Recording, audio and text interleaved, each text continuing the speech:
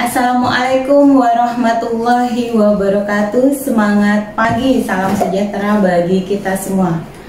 Bapak Ibu yang saya hormati, pada kesempatan ini kita akan masuk pada materi yang pertama, yaitu tentang tugas pokok dan etika pengawas sekolah.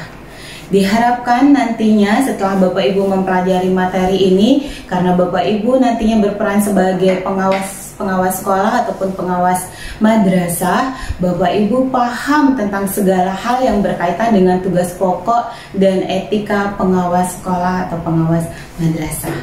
Baik, kita lihat mulai dari yang pertama, yaitu tentang ketentuan tugas pokok pengawas sekolah.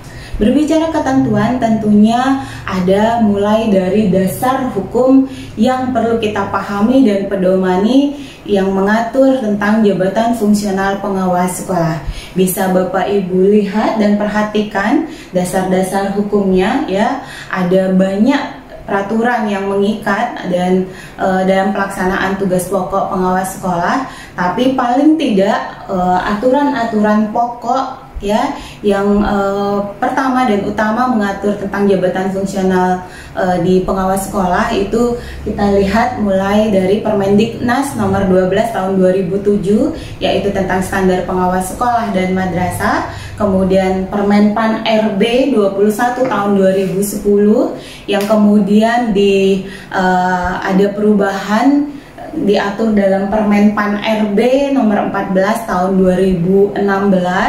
Kemudian tentang petunjuk teknis pelaksanaannya itu diatur dalam Permendikbud nomor 143 tahun 2014.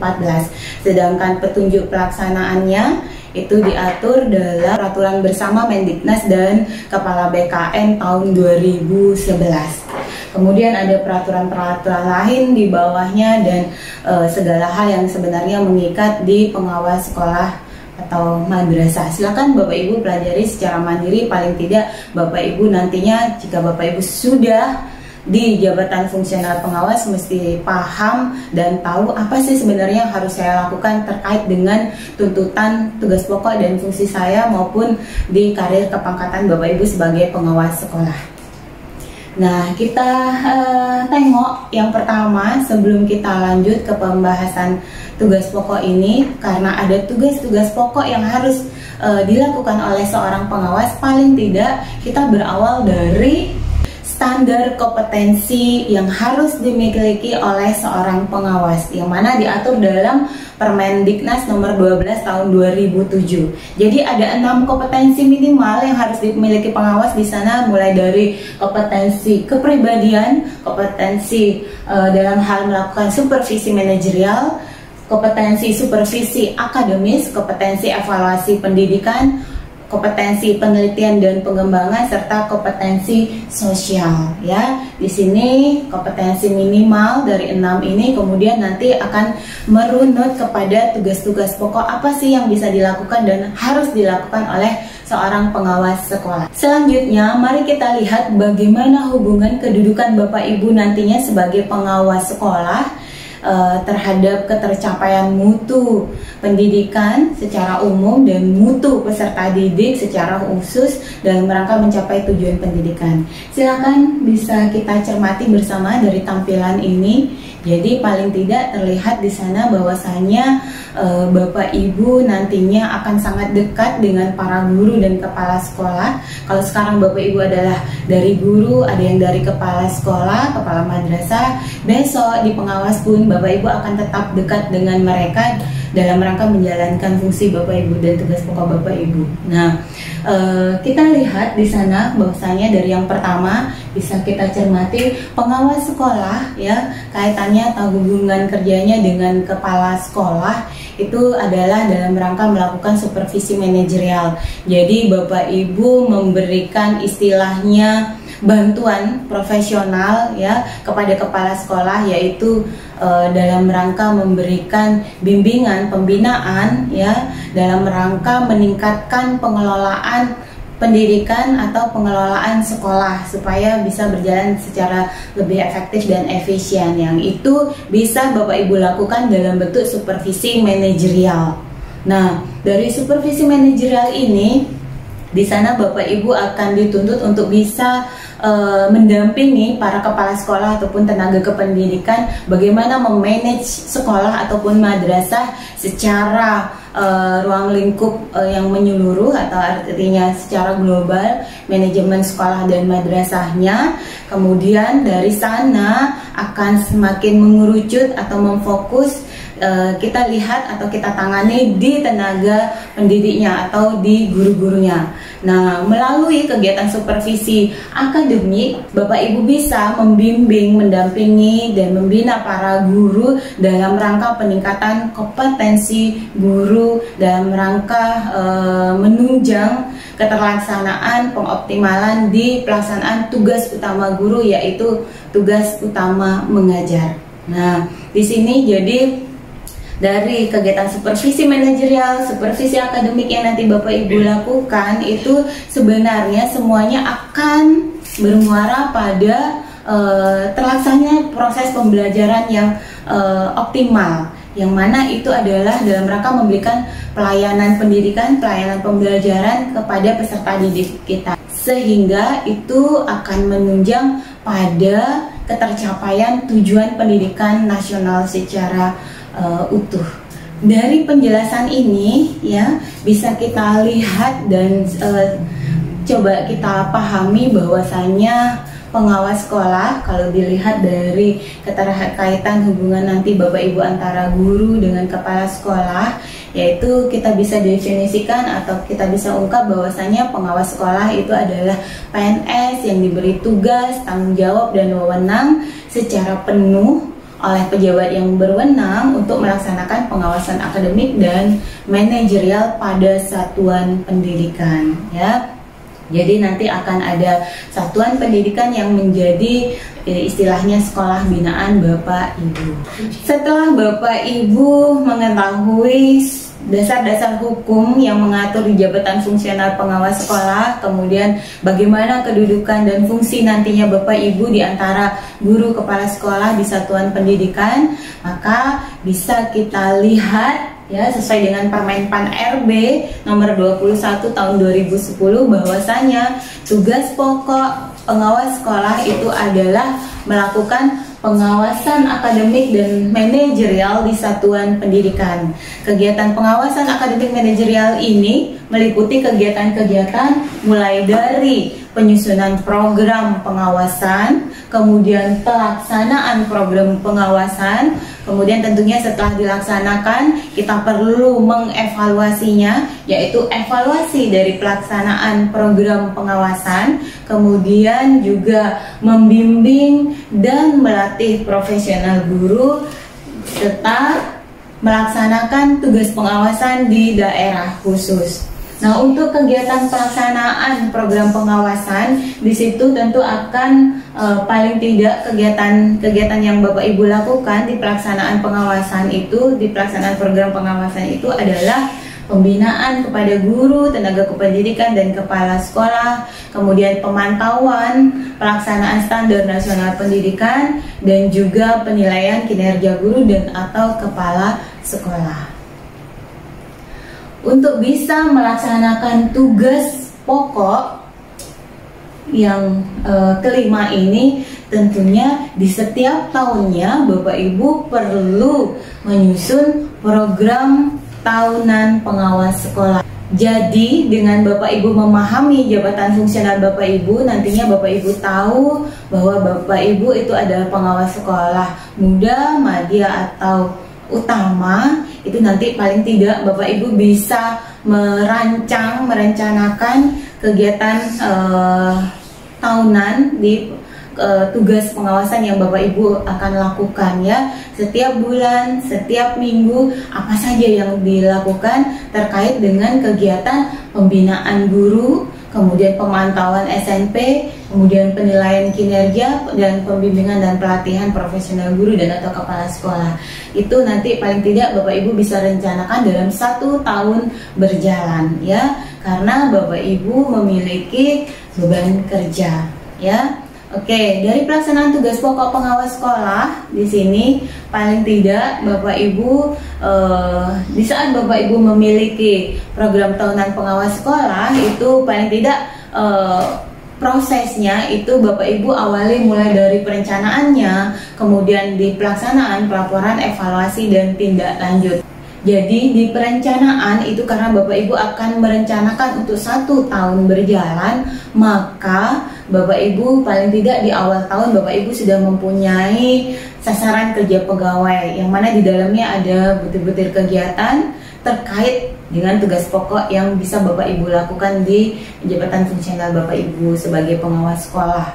Kemudian dari SKP ini kita susun bentuk di program pengawasannya untuk 1 tahun tersebut, dan juga Bapak Ibu menyusun program pembimbingan dan pelatihan profesional guru.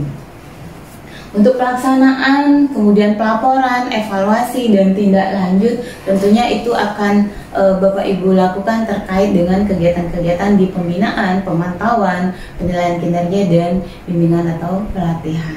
Ya, jadi di setiap kegiatan tersebut Bapak Ibu pasti akan melakukan setelah dilaksanakan kegiatannya, Bapak Ibu perlu melaporkannya, Bapak Ibu perlu mengevaluasinya dan menindaklanjuti dari hasil evaluasi. Oke, dari sana kemudian bisa kita lihat ini Bapak Ibu untuk jenjang jabatan dan persyaratan angka kredit di jabatan fungsional pengawas sekolah.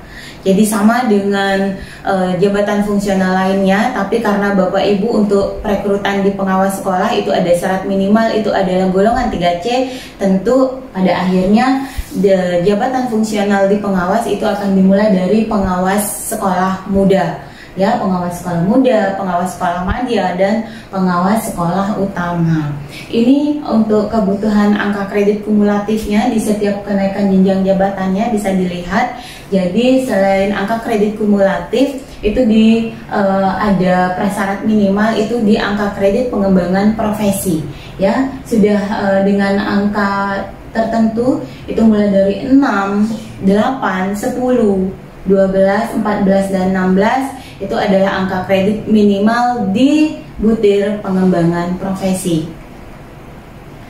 Untuk beban kerja Bapak Ibu jadi sama dengan ASN yang lain. Beban kerja untuk pengawas sekolah per minggunya itu adalah 37,5 jam ya.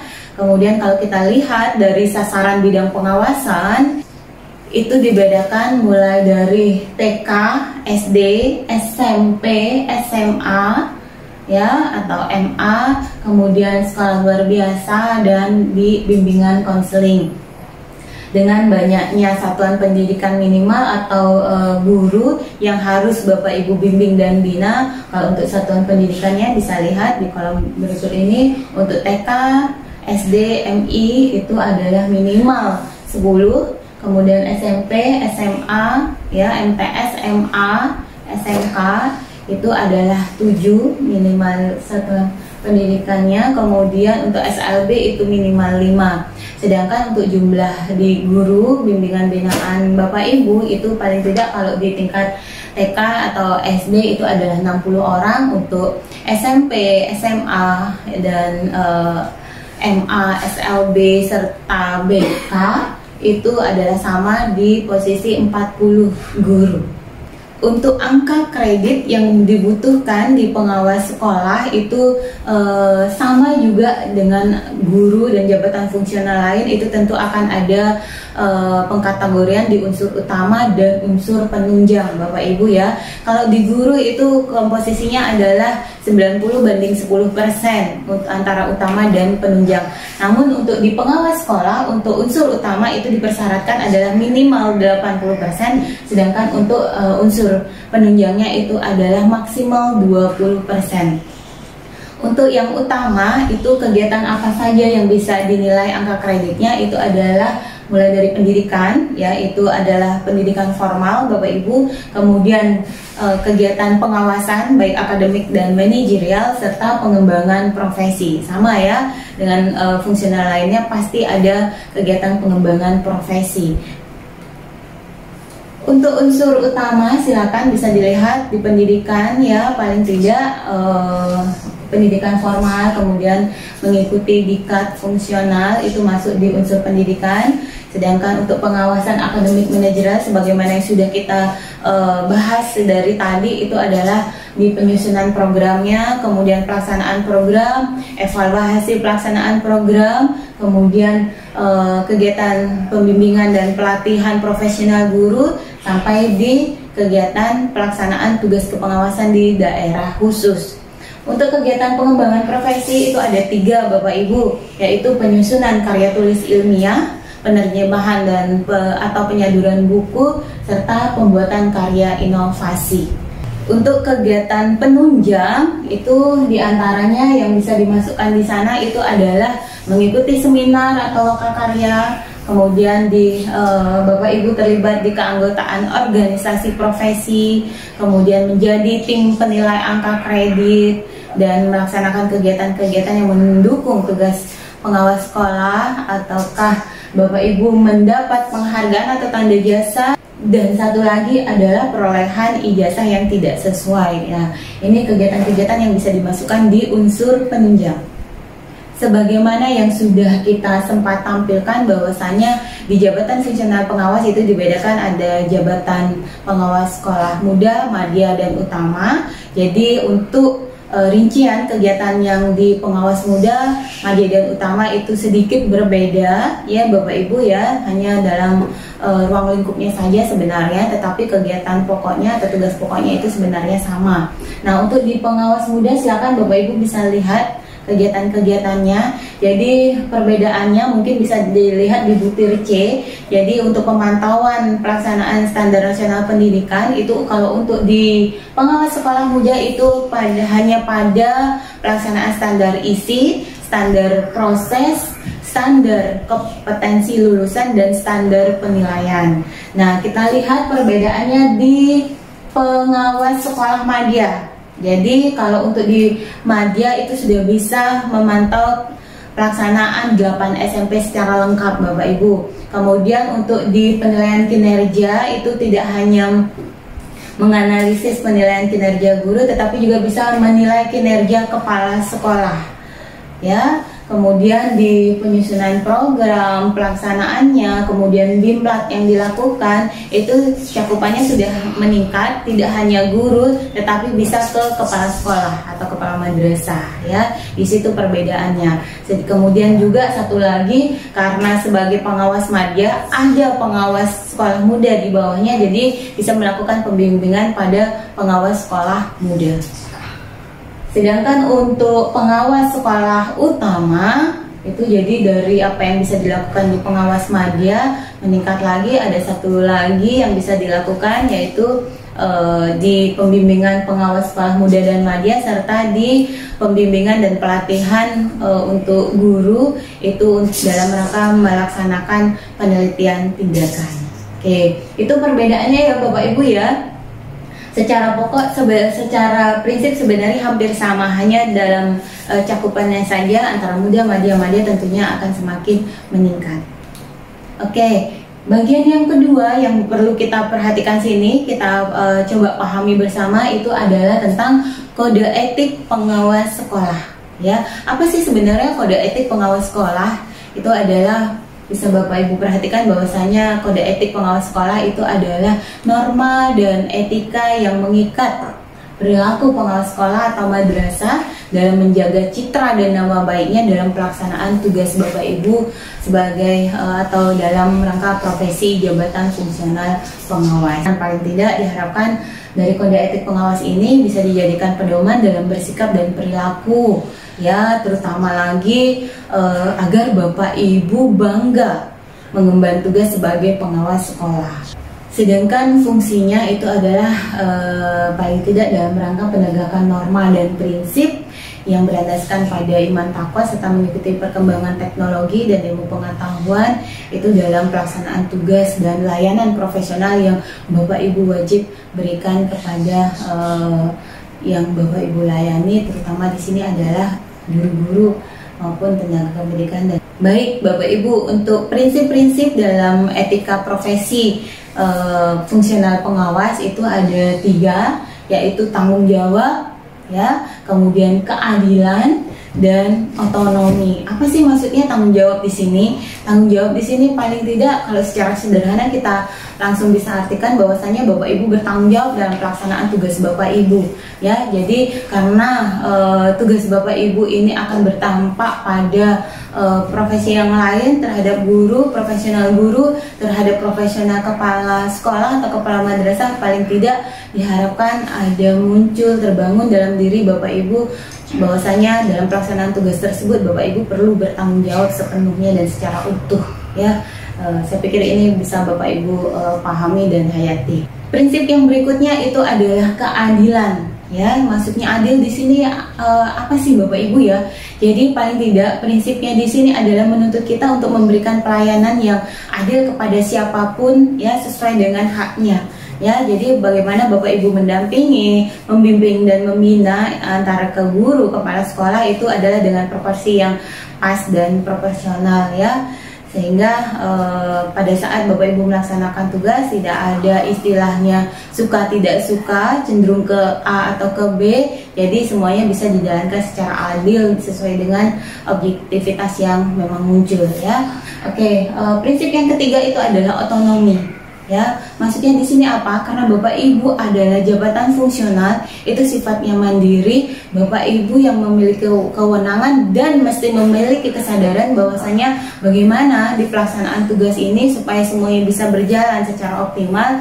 Bapak Ibu lah yang mengaturnya secara mandiri. Tetapi tentu kita melihat bagaimana kedudukan fungsi Bapak Ibu supaya bisa harmonis di antara fungsi-fungsi yang lain, ya, terutama yang paling dekat itu adalah dengan fungsi guru dan kepala sekolah atau kepala madrasah, ya. Oke, jadi tiga ini untuk prinsip di etika profesi pengawas sekolah, yaitu tanggung jawab, keadilan, dan otonomi. Untuk kode etik pengawas sekolah di Indonesia itu ada kurang lebihnya ada 9 butir Bapak Ibu. Silakan diperhatikan, ya. Silakan nanti butir per butirnya Bapak Ibu cermati, pahami sebenarnya bagaimana sih pengimplementasiannya dalam pelaksanaan tugas saya, ya. Contohnya yang pertama itu dalam melaksanakan tugas senantiasa berlandaskan iman dan takwa serta mengikuti perkembangan ilmu pengetahuan dan teknologi, ya. Silakan nanti butir per butirnya Bapak Ibu cermati, pahami sebenarnya bagaimana sih di pelaksanaan tugas yang bisa diimplementasikan secara langsung. Oke, baik. Demikian Bapak Ibu pembahasan kita untuk tugas pokok di pengawas sekolah dan bagaimana kode etik yang diatur di pengawas sekolah. Mudah-mudahan dari apa yang kita bahas paling tidak memberikan wawasan awal Bapak Ibu nanti bisa membekali untuk tugas pengawas sekolah ini tugasnya yang harus saya lakukan di setiap tahunnya, ya. Kemudian bagaimana dalam rangka pengembangan karir kepangkatan dan tentunya sebenarnya intinya ada ingin dalam rangka peningkatan kompetensi apa yang harus dan bisa dilakukan. Silakan Bapak Ibu bisa cermati, pikirkan. Mudah-mudahan esok pada saat Bapak Ibu sudah terjun langsung di pengawas sekolah, Bapak Ibu benar-benar bisa memfungsikan diri masing-masing secara optimal. Demikian Bapak Ibu pembahasan kita. Terima kasih atas perhatiannya. Saya akhiri. Assalamualaikum warahmatullahi wabarakatuh. Salam sejahtera bagi kita semua.